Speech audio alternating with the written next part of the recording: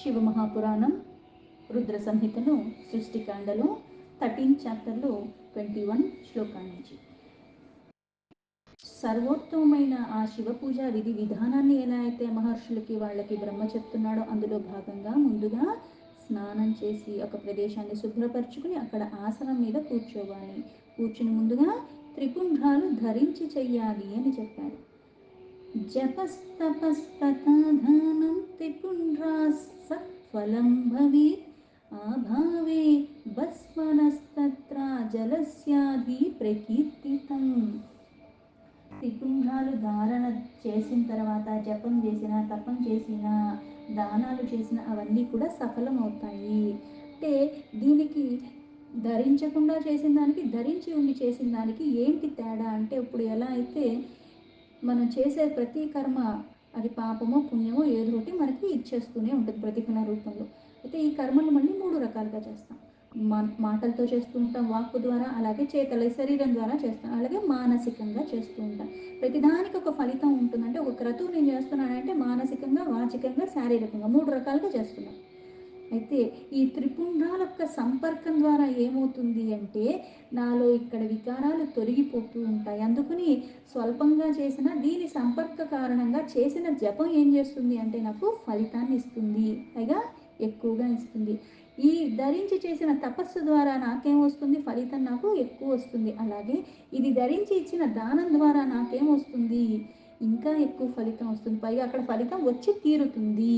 అంటే ఆ క్రతువు నువ్వు చెయ్యాలన్న భావన రావటం, దానికి తగ్గట్టుగా నిన్ను నువ్వు సిద్ధపరచుకోవటం, అది ఆచరించాలన్న కోరికతో ఆచరణలోకి దిగిన కారణంగా అది నీకు ప్రతిఫలాన్ని తప్పకుండా పూర్ణంగా ఇస్తుంది.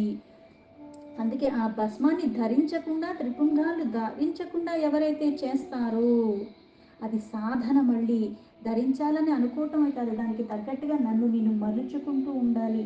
అందుకే భస్మం దొరకనప్పుడు ఏం చేస్తావు, భావనాయుక్తంగా నీటినే నువ్వు త్రిపుండ్రాలుగా ఉపయోగిస్తున్నావు. దొరికితే రాసుకుంటున్నావు, దొరకనప్పుడు భావనాయుక్తంగా. అందుకే యద్భావం తద్భవతి. భావన లేనప్పుడు, భక్తి లేనప్పుడు, శ్రద్ధ లేనప్పుడు ఎంత దివ్యమైన వస్తువులు అక్కడ ఉన్నప్పటికీ కూడా, దాంతో నేను ఆ క్రతువు చేసినప్పటికీ కూడా నాకు ఫలితం రాదు. భక్తి శ్రద్ధలో లోపం ఉండకూడదు. అందరూ అన్నీ సమకూర్చుకోలేరు. అందుకే మనకి యథాయోగ్యం యథాశక్తి అన్నారు. నీకు ఎంత ఉంటే అంత, కానీ తృప్తిగా చెయ్యి, ఆనందంగా చెయ్యి. భక్తి శ్రద్ధలో లోపం ఉండకూడదు. అది కొనుక్కొచ్చుకునే కాదు, నీ లోపల నుంచి రావాలి. అందుకని ఈ ధరించడం అన్నది చెయ్యాలి అన్నారు. ఇప్పుడు చెయ్యటానికి నా దగ్గర లేవు, అయ్యో అయ్యో అని గింజుకోవటం కాదు, భావనాయుక్తంగా ఆ నీటినే తీసుకుని త్రిపుండ్రాలుగా ధరించు. ఆ క్రతువులు చేసుకుంటూ వెళ్ళిపో. ఏవం కృత్వా త్రిపుండ్రం చ రుద్రాక్షాన్ ధారయేన్నరః సంపాద్య చ స్వకం కర్మ పునరారాధయేచ్చివం. అలాగే త్రిపుండ్రాలు ధరించిన తర్వాత రుద్రాక్షిని ధరించాలి. అలాగే సంధ్యాది ఉపాసనాలు ఇవన్నీ కూడా అది ధరించి నిత్యకర్మలు ఎవరైతే చేసుకుంటున్నారో అవన్నీ చేసినప్పుడు, అన్నీ చేసుకున్న తర్వాత అప్పుడు మళ్ళీ ఈ పరమేశ్వరుడు యొక్క ఆరాధన చెయ్యాలి. అంటే ముందుగా స్నానం చేస్తున్నావు, శుచిగా ఉన్నావు, ప్రదేశాన్ని శుచిగా చేసుకున్నావు, తర్వాత అక్కడ ఆసనం వేసుకున్నావు, శుచిగా కూర్చున్నావు, కూర్చుని ముందుగా త్రిపుండ్రాలు ధరించావు, దాని తర్వాత రుద్రాక్షిని ధరించావు. ఇలా నిత్యం అంటే రోజు చేసే క్రతువులన్నీ చేసుకున్న తర్వాత ఆ పరమాత్మని భక్తితో శ్రద్ధతో ఆరాధించాలి. పునరాచమనం కృత్వా త్రివారం మంత్రపూర్వకం ఏకం వాత ప్రకుర్యాచ్చ గంగా బిందురితి బ్రువన్. దీని తర్వాత 3 రకాలుగా, అంటే ఇప్పుడు ఆచమనీయం చెయ్యాలి. ఈ ఆచమనం ఎలా చేస్తామో మంత్రపూర్వకంగా చేస్తాం. అక్కడ 3 సార్లు ఆ నీళ్లు పోసుకుని ఆ 3 సార్లు లోపలికి తీసుకుంటున్నాం, 4వసారి నీళ్లు తీసుకుని అలా మనం చేయి కడుక్కుంటున్నాం. ఏవైతే మనకి గోవిందనామాలు చెప్పుకుంటుండే కేశవనామాలు. ఇక్కడ ఈ 3 రకాలుగా ఎందుకు చేస్తున్నాం, మళ్ళీ మంత్రపూర్వకంగా ఎందుకు చేస్తున్నాం అంటే కోశవాయ నమః, కేశవాయ స్వహం, నారాయణాయ నమః, మాధవాయ నమః అని, గోవిందాయ నమః అని వదిలేస్తాం.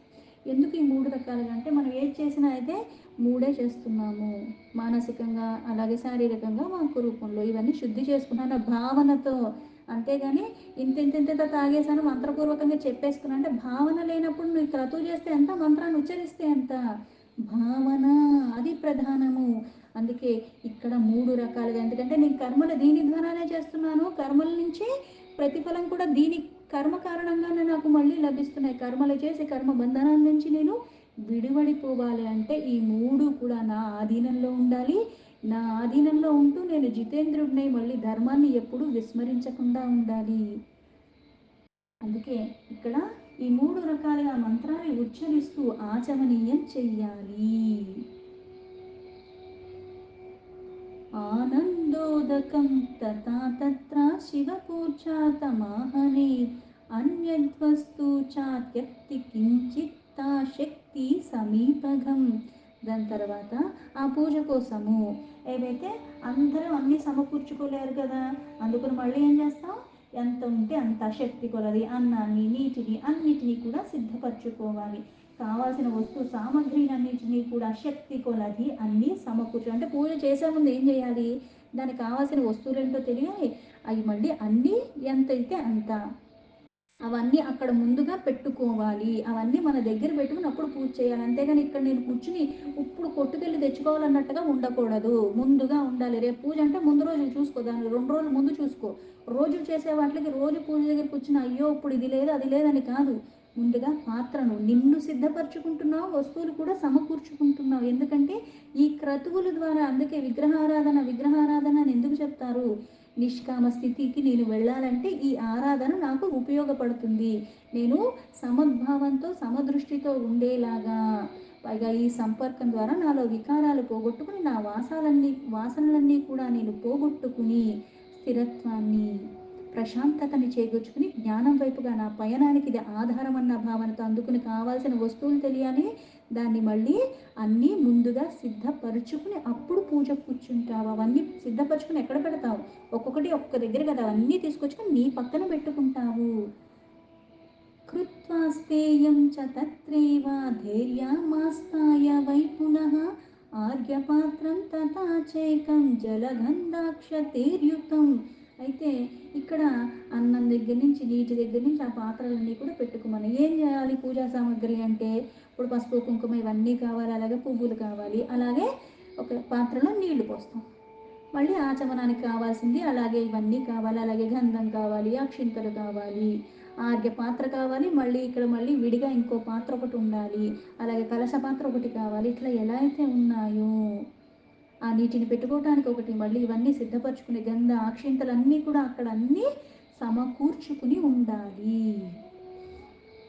పైగా ఇవన్నీ సమకూర్చుని ఎక్కడ పెడుతున్నావు, ఆర్ఘ్య పాత్ర ఈ పాత్రలు ఇవన్నీ పెట్టుకున్నావు, ఎక్కడ పెడుతున్నావు, దక్షిణాంసి తథా స్థాప్యాముపచారస్య క్లుప్తయే గురుశ్చ స్మరణం కృత్వా తథానుజ్ఞమావాప్య చ.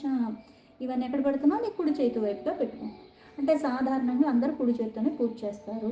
అందుకని పూజ చేసేటప్పుడు ఈ చేతి పక్కగా పెట్టుకుంటే వీలుగా తీసుకోవటానికి ఉంటుంది. అందుకని కుడి చేతి దగ్గర అవన్నీ ఉపచారానికి కావాల్సిన వస్తువులని సిద్ధపరచుకుని అక్కడ పెట్టి అప్పుడు నువ్వు కూర్చోవాలి. ఇలా చేసేటప్పుడు అన్నీ సమకూర్చుకున్నాక ముందుగా మళ్ళీ ఏం చేస్తున్నావు, గురువుని స్మరిస్తున్నావు. సంకల్పం విధివత్ కృత్వా కామనాం చ నియుజ్య వై పూజయేత్ పరయా భక్త్యా శివం సపరివారకం. ఇలా ముందుగా గురువుని స్మరించుకున్న తర్వాత, ఉపచారాలకు కావాల్సినవన్నీ సిద్ధపరచుకున్న గురువుని స్మరించుకున్న తర్వాత మళ్ళీ విధి విధానంగా ఆ సంకల్పం చేసుకోవాలి.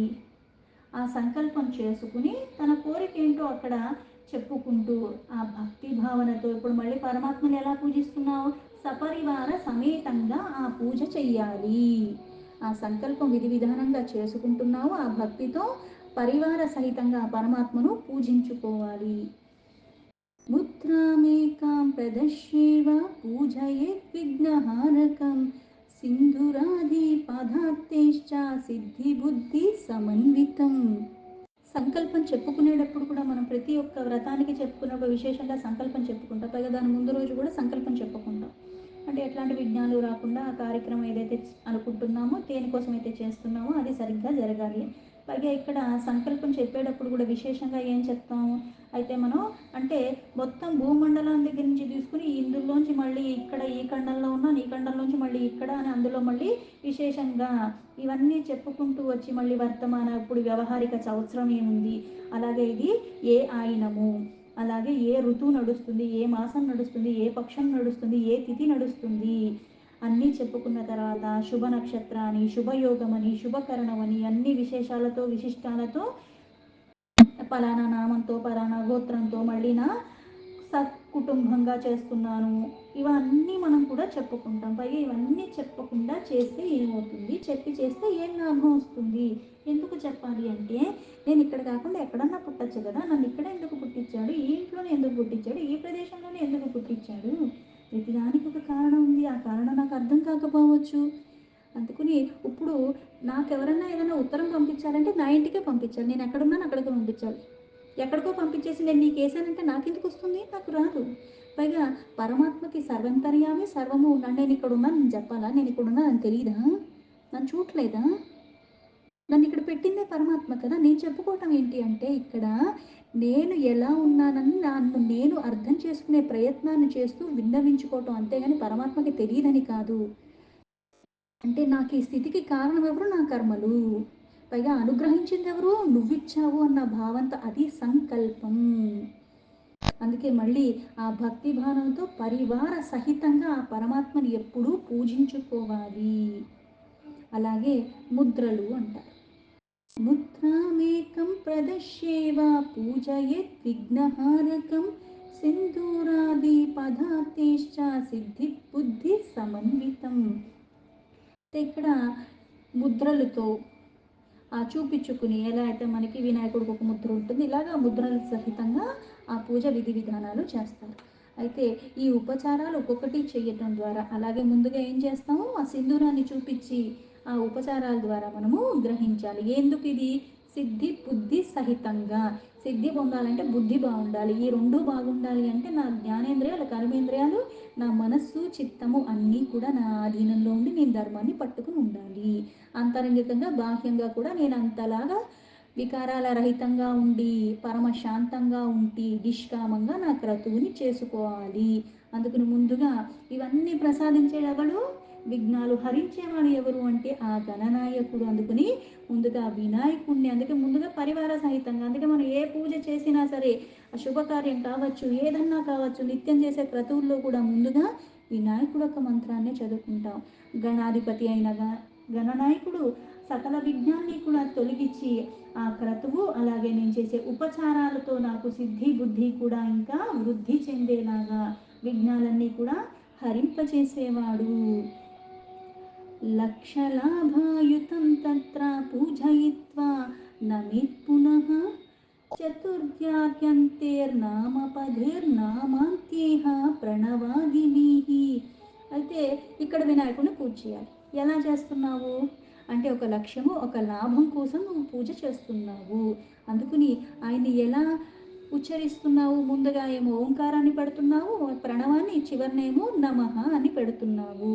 అందుకని ఆ నామాలు ఉచ్చరించేటప్పుడు ఎలా అయితే ఓం గణపతియే నమః, ఓం గం గణపతియే నమః అంటే ముందు ఓంకారాన్ని పెడుతున్నావు, చివర నమః అన్నదాన్ని పెడుతున్నావు. అంటే ఓంకార స్వరూపమైన పరమాత్మ ఈ యొక్క నామంలో ఉన్నాడు. అటువంటి ఈ నామంలో ఉన్న ఈ రూపంలో ఉన్న ఆ పరమాత్మని నేను నమస్కరించి పూజిస్తున్నానన్న భావనతో, అందుకే ముందుగా ఓంకారాన్ని చివర ఆ నమః అని అలాగా పెట్టి పూజించుకుని ఆయనకి ఉచ్చరిస్తూ నమస్కారం చెయ్యాలి. లేదా సిద్ధి బుద్ధితో కలుపుకుని ఓం లక్షలాభాయుతాయ సిద్ధి బుద్ధి సహితాయ గణపతయే నమః, వీలైతే అది లేకపోతే ఇది, ఈ మంత్రాన్ని చెప్పుకోవాలి.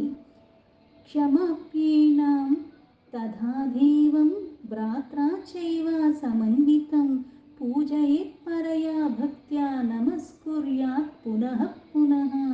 దాని తర్వాత క్షమా ప్రార్థన చేసి, అంటే ముందుగా వినాయకుడిని క్షమాప్రార్థన అడిగి ఎలా అయితే మనకి క్షమించమని అడుగుతాం. ఎందుకంటే భక్తిలో కానీ ఉపచారాల్లో కానీ మనం వినియోగించే వస్తువుల్లో కానీ చేసే విధానంలో కానీ ఎక్కడైనా తప్పు ఉండొచ్చు, మన్నించమని క్షమించమని అడుగుతాం. దాని తర్వాత కార్తికేయుడి సహితంగా మళ్ళీ పరాభక్తితో పూజ చెయ్యాలి, మళ్ళీ నమస్కరించాలి.